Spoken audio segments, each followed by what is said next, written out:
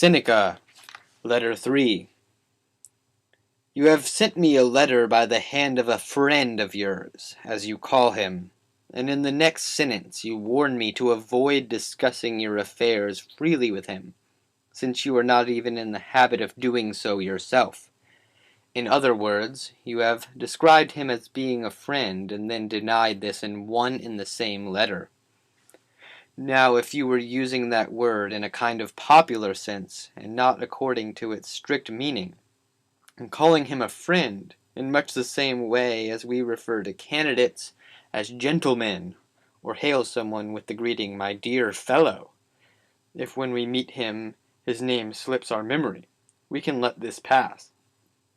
But if you are looking on anyone as a friend when you do not trust him as you trust yourself, you are making a grave mistake, and have failed to grasp sufficiently the full force of true friendship. Certainly, you should discuss everything with a friend, but before you do so, discuss in your mind the man himself. After friendship is formed, you must trust, but before that you must judge. Those people who, contrary to Theophrastus' advice, judge a man after they have made him their friend, instead of the other way around, certainly put the cart before the horse. Think for a long time whether or not you should admit a given person to your friendship, but when you have decided to do so, welcome him heart and soul, and speak as unreservedly with him as you would with yourself.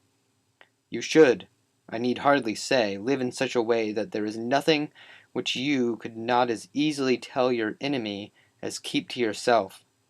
But seeing that certain matters do arise on which convention decrees silence, the things you should share with your friend are all your worries and deliberations. Regard him as loyal, and you will make him loyal. Some men's fear of being deceived has taught people to deceive them.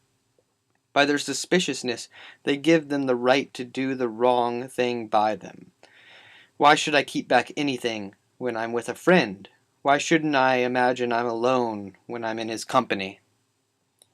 There are certain people who tell any person they meet things that should only be confided to friends, unburdening themselves of whatever is on their minds into any ear they please. Others again are shy of confiding in their closest friends, and would not even let themselves, if they could help it, into the secrets they keep hidden deep down inside themselves. We should do neither. Trusting everyone is as much a fault as trusting no one, though I should call the first the worthier and the second the safer behavior. Similarly, people who never relax and people who are invariably in a relaxed state merit your disapproval, the former as much as the latter. For a delight in bustling about is not industry. It is only the restless energy of a hunted mind. And the state of mind that looks on all activity as tiresome is not true repose, but a spineless inertia. This prompts me to memorize something which I came across in Pomponius. Some men have shrunk so far into dark corners that objects in bright daylight seem quite blurred to them. A balanced combination of the two attitudes is what we want.